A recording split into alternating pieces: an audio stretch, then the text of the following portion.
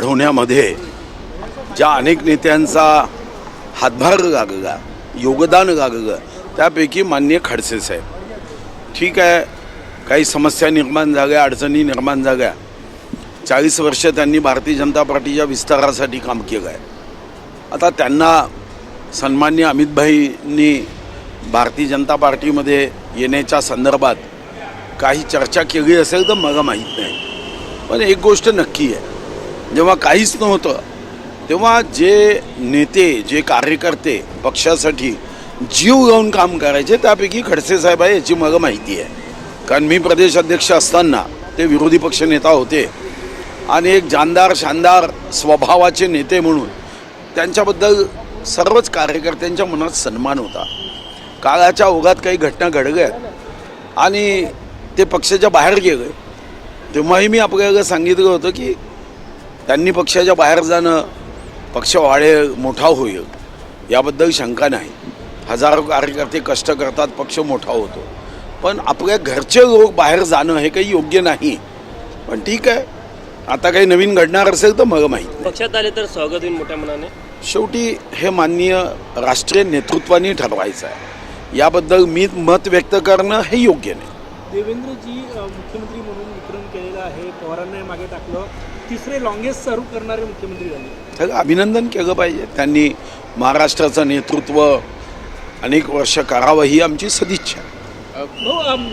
बच्चू कडू वारंवार म्हणतात की एकनाथ शिंदे यांनी मुख्यमंत्री व्हावं, दिल्लीत देवेंद्रजींनी दिल्लीत जावं, असं का म्हणत असं कोण त्यांच्या मागे असं असं वाटतं? नाही, कोणी मागे नसतं, प्रेमापोटी प्रत्येकाला वाटतं.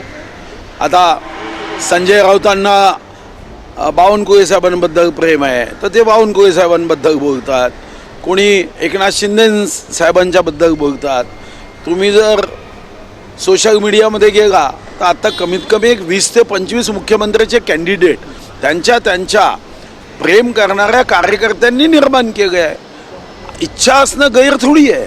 म्हणजे आपण कोणी इच्छाच व्यक्त करू नये असं म्हणणं योग्य नाही आहे. बच्चू कडूंना वाटलं, त्यांनी नाव घेतलं म्हणून आता काय त्यांच्यावर राग करता का? उद्धवजींचं 18 जुलैला नागपुरात आंदोलन आहे, जे मंदिर निवडलं रामनगरचं, त्याचे देवेंद्रजी आजीवन सदस्य आहेत. त्याच मंदिरात त्यांचं दान चोरी विरोधातलं हे रामरक्षा पठणाने आंदोलन होणार आहे. मंदिराचे कोणी आजीवन सदस्य नाही, जीवनच प्रभू राम देतो.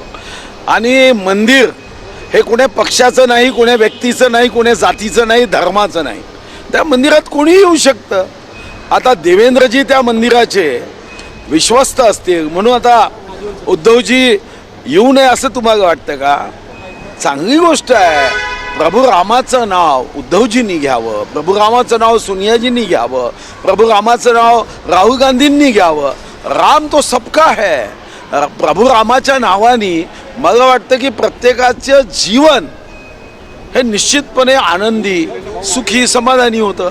मग यामध्ये कुठं पक्ष आहे काय? प्रभू राम भाजपचा आहे का फक्त? मला नाही वाटत. प्रभू राम या देशाची आस्था आहे, देशाची अस्मिता आहे, हे देशाचा श्वास आहे, देशाचा प्राण आहे. तुम्ही कोणत्याही जाती धर्माचे असू द्या, प्रभू रामाचं नाव घेण्याचा अधिकार आहे आणि प्रत्येक मंदिरात जाण्याचा अधिकार आहे. भाऊ, वारकऱ्यांनी पुन्हा वारकऱ्यांना ट्रकने उडवल्याची घटना घडली. वारंवार अशा घटना दरवर्षी घडत असतात. काय काळजी घेतली पाहिजे. अशा घटना दरवर्षी होणं गैर आहे. या संदर्भात आपण त्यांना कवचकुंडल दिलं, पण पैसे दिल्याने काम होईल का?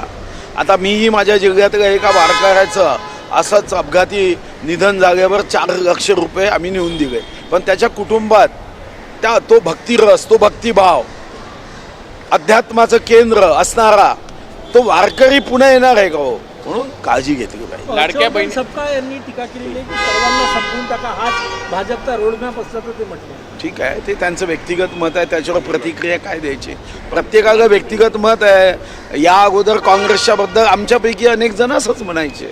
लाडक्या बहिणींचे 92 लाख नावं कमी झालेले आहे. विरोधक टीका करते आहे, सुरुवातीला हे दिलं ना आता नावं कमी केली जातात. नाही, कमी करू नये. म्हणजे अयोग्य असतील तर कमी करावे.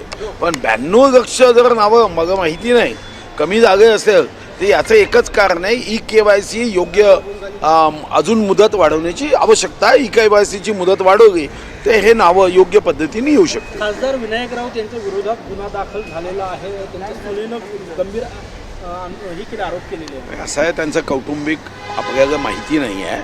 आता त्यांनी FIR केली असेल तर पोलीस चौकशीमध्ये निष्पन्न होईल. हो, आज- त्यावर आपण काय मत व्यक्त करणार आहे? शेवटी त्यांचा कौटुंबिक प्रश्न आहे तो. हो, आज रात्री बैठक आहे मुंबईला, काय सांगा? नाही, मुंबईला आमची नियमित बैठक कोर कमिटीची होते. त्या बैठकीला जातो आहे तर पक्षाचा विस्तार, पक्षाचं संवर्धन, योजना लोकांपर्यंत पोहोचवणे, गरिबाची सेवा करण्यासाठी अजून आपल्याला उत्तमातलं उत्तम काय करता येते, शेतकऱ्यांना आपण कर्जमुक्ती दिली, कर्जमुक्तीचा लाभ त्यांना होतो की नाही याबद्दल सक्रियपणे आपण कार्यरत असणे, असे अनेक विषय आहेत. कुठेतरी विदर्भात मोठ्या प्रमाणात पाऊस कमी झाल्यामुळे कुठेतरी संकट आहे. अवकाळीचं मराठवाडा झाला, विदर्भ झाला. गंभीर आहे.